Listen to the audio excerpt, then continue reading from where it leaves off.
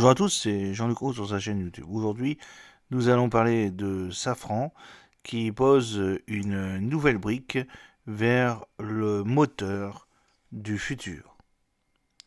En effet, concevoir un moteur révolutionnaire, c'est bien; convaincre des avionneurs de l'adopter, c'est beaucoup mieux.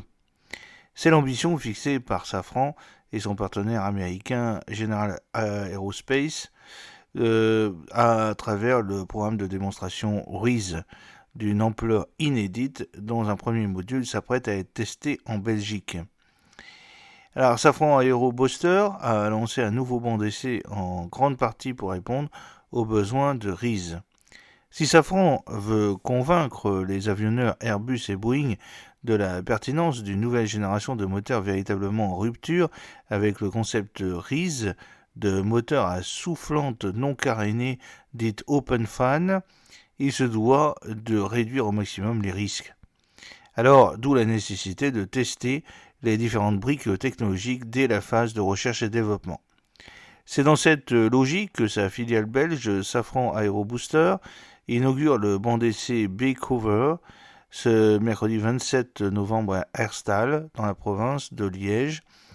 Ce nouvel équipement doit lui permettre de tester le premier module représentatif à l'échelle A1 du futur démonstrateur RISE, à savoir un compresseur basse pression, de quoi ensuite préparer les premiers essais du moteur complet au sol en 2026 et en vol à l'horizon 2027.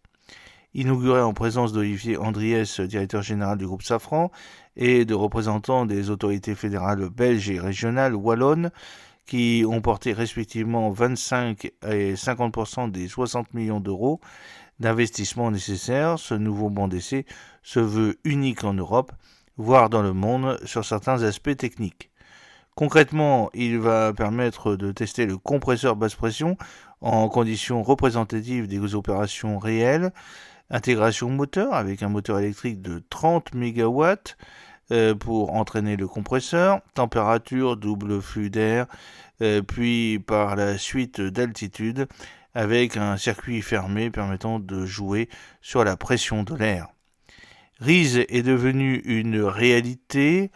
Ce n'est pas juste de la communication, la partie basse pression est au cœur de la révolution technologique et architecturale de RISE. Alors, c'est félicité Olivier Andriès, saluant le chemin parcouru par Safran, Booster devenu champion mondial pour les compresseurs de basse pression. Alors, conséquence en cascade, le premier prototype du compresseur basse pression de RISE est déjà présent sur le site. Bardé de 1200 capteurs, il débutera ses essais au premier trimestre 2025.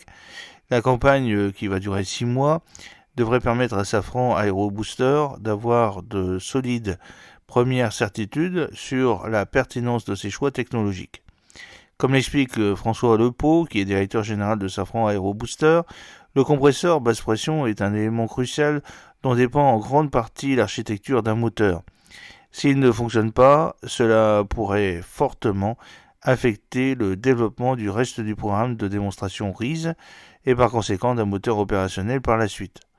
L'enjeu est d'autant plus fort que l'architecture originale de RISE tranche véritablement avec ce qui a été fait jusque-là. Safran et GE, son partenaire américain au sein de la co-entreprise CFM International, qui produit les best-sellers CFM 56 et LEAP, ont opté pour une soufflante, la grande hélice en avant du moteur, qui fournit l'essentiel de la poussée. Bien plus grande et non carénée pour Eric Delbès, directeur stratégie, recherche et développement et innovation du groupe Safran, c'est le seul moyen d'atteindre l'objectif de réduction de 20% de consommation par rapport aux générations des moteurs actuels. Cela entraîne l'intégration en cascade de nouvelles technologies, explique-t-il. Or, une nouvelle partie d'entre elles n'ont jamais été utilisées sur les moteurs CFM jusqu'ici. Pour gagner en taille, la soufflante se doit ainsi d'être en matériaux composites. De même, pour être efficace, elle doit tourner relativement lentement, tandis que le reste du moteur doit tourner très vite pour rester d'une taille modeste. Cela nécessite la mise en place d'un réducteur de vitesse, c'est-à-dire d'un système d'engrenage pour décorréler la vitesse de rotation de la soufflante du reste du moteur, un compresseur rapide, là où tout tourne à la même vitesse sur le LIP. Nombre d'autres briques sont également développées en parallèle sur les matériaux, l'hybridation électrique et la compatibilité à 100% avec les carburants d'aviation durable, la SAF, les procédés de fabrication. Convaincre Airbus et Boeing. Cette cascade de nouveaux éléments, certes prometteurs, génère un niveau de risque important. De quoi rebuter les avionneurs qui ont eu tendance à se montrer prudents avec des innovations plus itératives qu'en rupture depuis plusieurs décennies. Il faut donc les convaincre pour les futures générations d'avions moyens courriers qui se sont attendus pour l'horizon 2035. Olivier Andriès ne cache pas cet enjeu. Il déclare que le programme de démonstration RISE a pour objectif de convaincre Airbus et Boeing que notre solution de propulsion est la meilleure pour la décarbonation de l'aviation. D'où cette nécessité d'aller très loin dans la démonstration dès la phase de recherche et développement et de pousser très avant la maturité des différentes briques technologiques. Si Airbus s'est montré intéressé, avec par exemple des essais en vol prévus sur l'A380 à l'horizon 2027, Boeing reste pour l'instant très discret.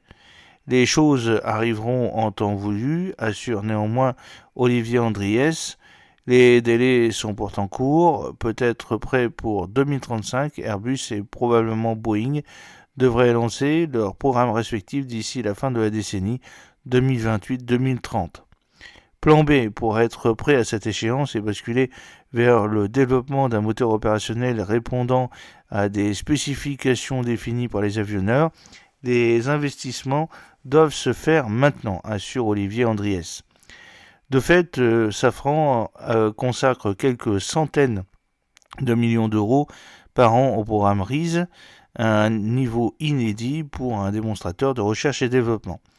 Et les montants investis franchiront un nouveau cap pour la phase de développement, comme l'indique Olivier Andriès. Le développement et l'industrialisation d'un nouveau moteur dans une configuration classique se chiffre autour de 10 milliards d'euros. Ce sera sans doute plus pour un moteur de rupture. Safran et GE n'ont pas fermé la porte pour l'instant à une architecture classique. Dans le cas où ils n'arriveraient pas à convaincre les avionneurs, ils continuent de travailler sur des architectures conventionnelles. Celle-ci intégrerait dès lors une partie de briques technologiques développées pour RISE, mais comme l'affirme Eric Dalbiès, les deux motoristes restent convaincus que l'OpenFan sera un véritable game changer. Safran a priorisé Airbus plutôt que les compagnies à l'occasion de l'inauguration du banc d'essai Big Over en Belgique. Olivier Andriès, directeur général de Safran, a indiqué avoir renforcé les livraisons de moteurs LEAP 1A à Airbus.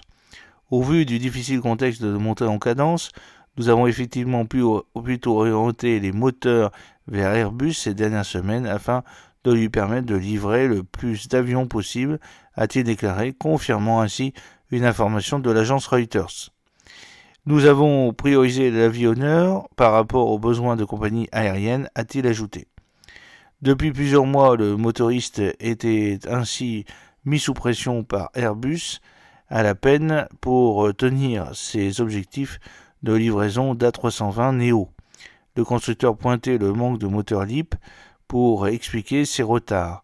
Il reprochait notamment à Safran de favoriser les livraisons de moteurs de rechange aux compagnies aériennes par rapport à celles destinées aux avions neufs.